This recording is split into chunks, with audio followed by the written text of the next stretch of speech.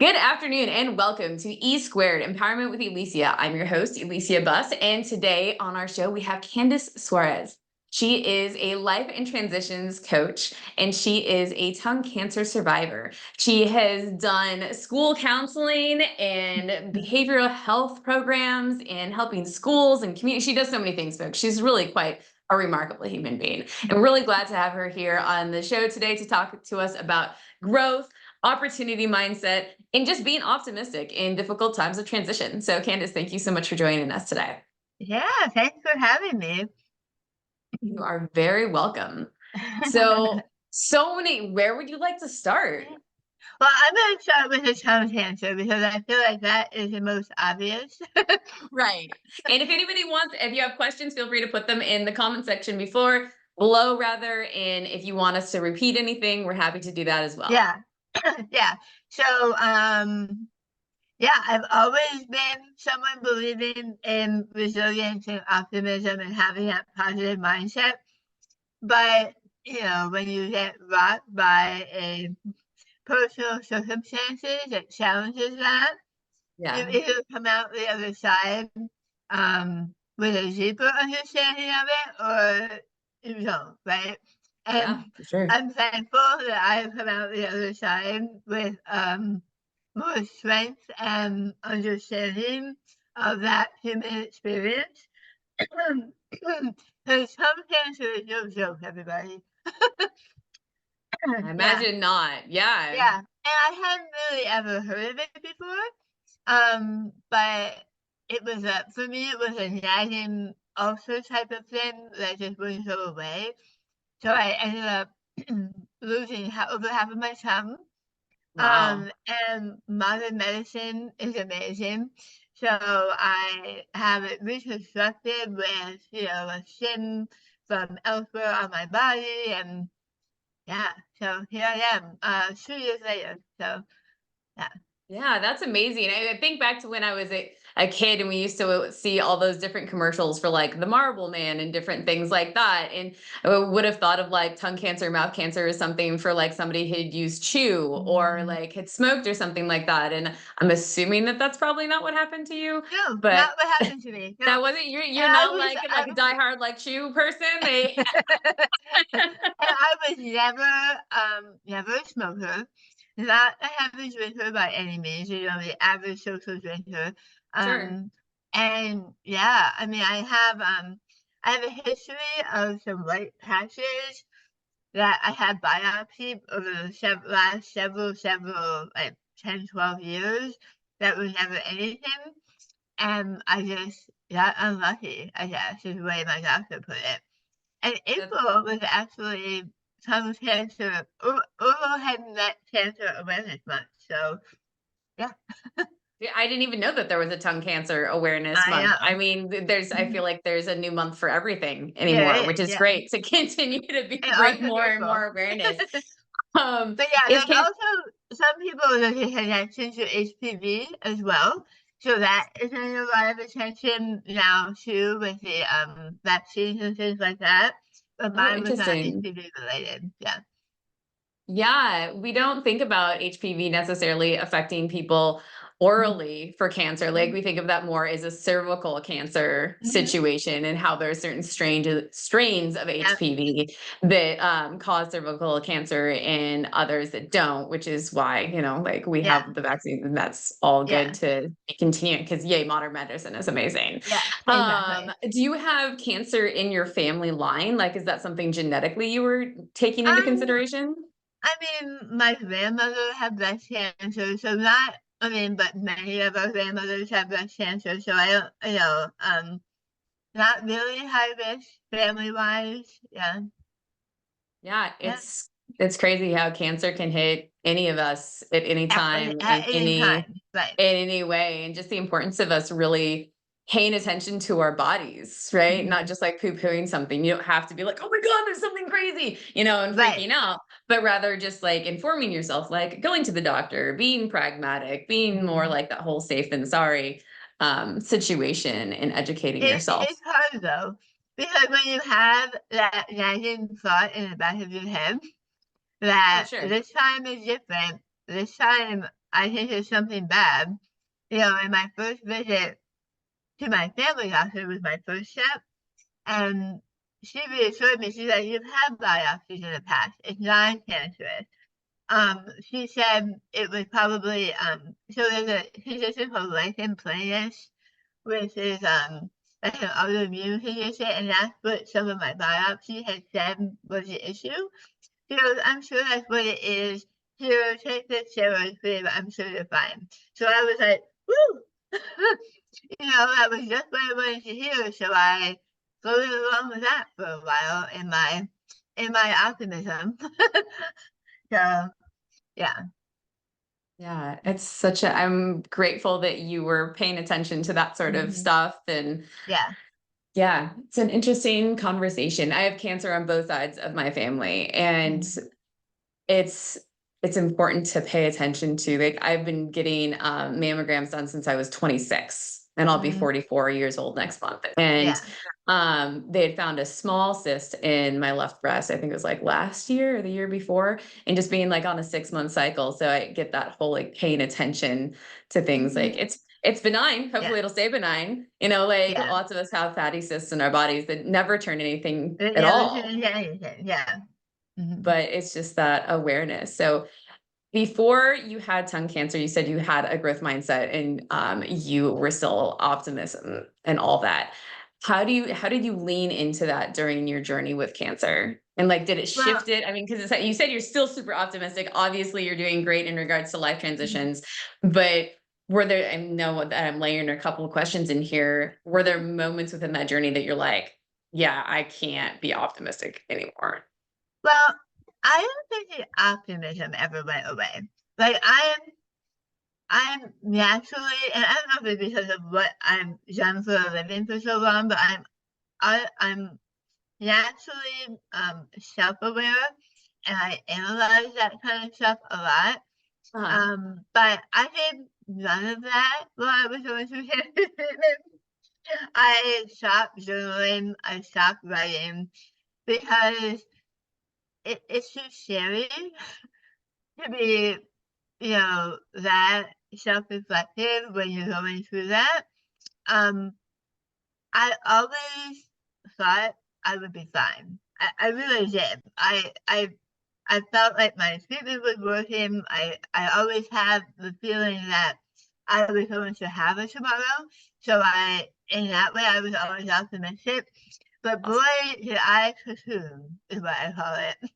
I mean, Mm, I read books, like, I repeatedly read books, like books I had read before, so, I found comfort in the repetition of it. Like, I rewatched, Gilmore Girls again for, like, the third time. Yeah, you know, like, I watched Food Network television. Everything was right, very light, everything was very, predictable. right. Yeah.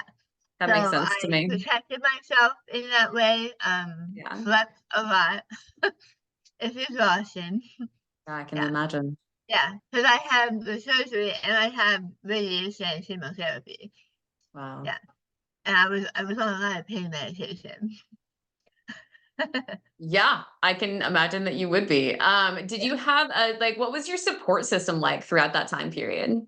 Yeah, luckily I have a great support system. My husband, um, you know, very supportive.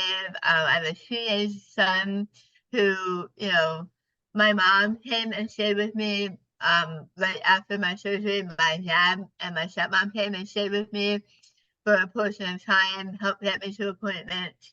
Um, and then towards the end of the radiation and chemo, I needed a little bit more help, so my mom came back and lived with me. So I had a huge support system. Yeah. That's fantastic. Yeah, so I was lucky. Yeah, it's a beautiful thing when you can have that group of people. I imagine it makes a Mhm. tremendous difference. Yeah. Did it change your experience as a school counselor on the other side of it and how you related to people? Well, school counseling I did in previous career, so I haven't done that for a while, but in my work as a life transition coach, definitely. Um, again, I go back to it's all just deeper now. Yeah. that resilience work, that, knowing that you can do hard things, right? You can still feel other feels. You can still be angry, upset, depressed, anxious, and still also know that you're gonna be okay.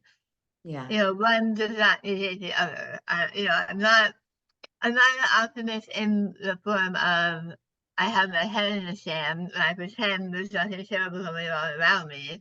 Right. I It's not believe toxic in positivity. Like yeah, you're exactly. Yeah. I don't condone that by any means. I believe in sitting in those difficult feelings and knowing that you're going to get through them. Yeah. no, I And that really go ahead. yeah, go ahead.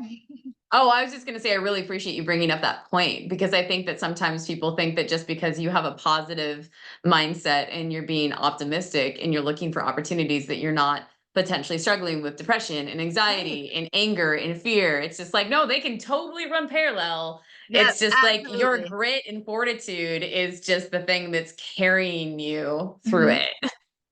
Exactly. Yeah.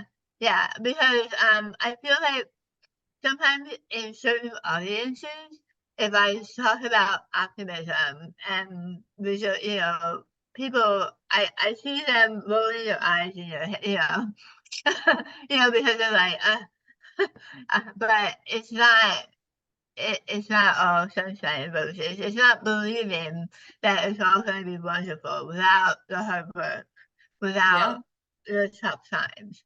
Yeah. Yeah, absolutely. What would you advise someone on the front end of a big life transition, be it a medical transition, a job loss, whatever? Just sit in your feelings and recognize that you might not be the same person on the other side of it, you know, Mm, and that's okay. But embracing that journey and seeing where it takes you. yeah. Absolutely. I think that oftentimes we're actually better people on the Mhm. other side of really difficult moments in our lives and Yeah, transitions. Like life doesn't necessarily turn out the way that we think it should or thought that it would, whatever that might yeah. be for better, for worse. But Mhm. if you do the work and look at the things that aren't necessarily so pretty, then we can heal and become so much greater than we ever thought possible. Well, and I think, going through transitions or any point in your life, it doesn't even have to be a transition, but making decisions with intention and Yes. not by default and, making decisions based on what you think you should be doing right now. It's not Right. about that. It's about looking at, your values, what you want out of your life, and what you might want on the other side of that transition and making those decisions intentionally. Absolutely. Um, when somebody's like, "What do you mean intentionally?" And what Yeah. does that look like? And It for the means people it that have been just going through life in a laissez-faire manner, be like, "What does living intentionally look like?" yeah. Like when I coach, I do a lot of looking at values. I do a lot of self-assessment on where you at now in certain key areas of your life, right? Health, love, work, and play. And where are you at now? What's going well for you? What would you like to see differently, right? And then assessing your values, asking yourself tough questions about your values, and not things that you wish it would be, but where are you right now, right? But where would you like to be? And what values would you need to embody to get there? Absolutely. I Yeah. love this. And for anybody else who's loving this, we are actually Candice is going to be with me for one of the group coaching calls on Thursday, May 9th at 7 p.m. Eastern Standard Time, specifically for the ladies. The recording, of course, will go up on the E Squared for Empowerment with Elysia, but people can always leave their videos off and change their screen name because privacy and consent is important. We never want that sort of thing to get in the way of you receiving the support that you want or need. Um, yeah. So Candace, tell us a little bit more about like what you're going to be talking about in that group coaching call. I think it's kind of Yeah, like similar a little vein. bit about what we talked about today with the optimism, but the other thing that I've been doing a lot of research on growth mindset, GROWCH, in case you can't understand me. That's a tough word for me. The growth mindset, it is more than just an openness to grow, right? It is that belief that with work and learning and knowledge, you can get better. Yeah. That you can learn and grow, and hard work helps that. It's the complete opposite of a fixed mindset, which is you believe that your naturally born aptitude is what is responsible for your success. So it's that, you know, inborn gifts versus hard work and learning. So just identifying the pitfalls of what triggers our fixed mindset, because I went into this research 100% positive that I had a growth mindset, Mm, 100% of the time. And the more research I did, the more I discovered I am triggered by a lot of fixed mindset is triggered by a lot. That interesting. perfectionism, that Mm. comparison and judging and wanting to be the best or the smartest, that's all fixed mindset. So getting into that is fun. Yeah. No, that's awesome. And I really appreciate that you identified some different aspects of what a fixed mindset looks like. Yeah. Because, like you just said, you're like, oh, I definitely have a growth Of mindset. course. Of course I do. Like, I'm a coach. I totally have a growth mindset. And then be like, wait, but, and it's also possible for us to have a growth mindset in certain areas of our lives Oh and yet yeah, a fixed absolutely. mindset somewhere else. And that's why getting to find coaches that specialize in different niches is so Mhm. great because like growing as a person is a lifetime endeavor. Like there is no cap on how much you can learn, how much you can expand Absolutely. as a person. Like, it's a beautiful part of being human. Yep. Yeah.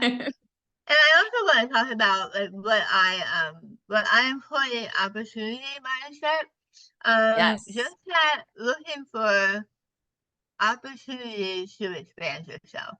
It kind of feeds off of growth mindset a little bit, but Mhm. more like, that willingness to leave your comfort zone, that willingness to embrace change and looking for different opportunities.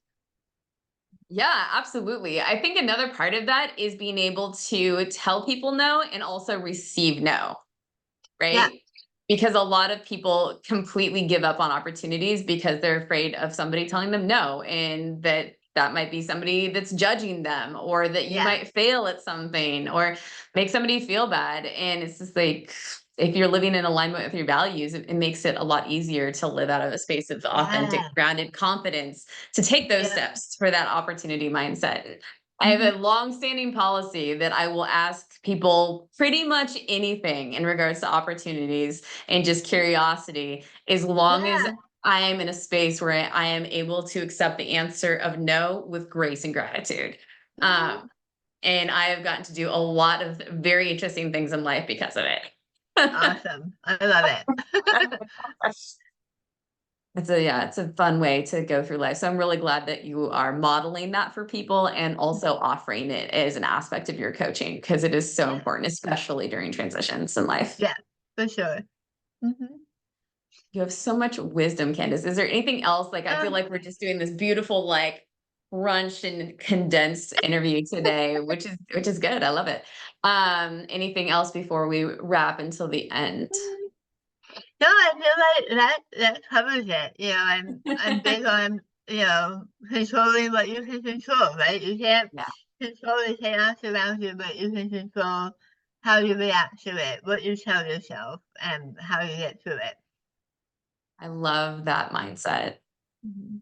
It's so very important to honor that and let go of the expectations and trying to control others Yeah, and just honoring yourself and what you advocate for and having healthy boundaries and whatnot. yeah. So, Candice, who Yeah. in the world inspires you today?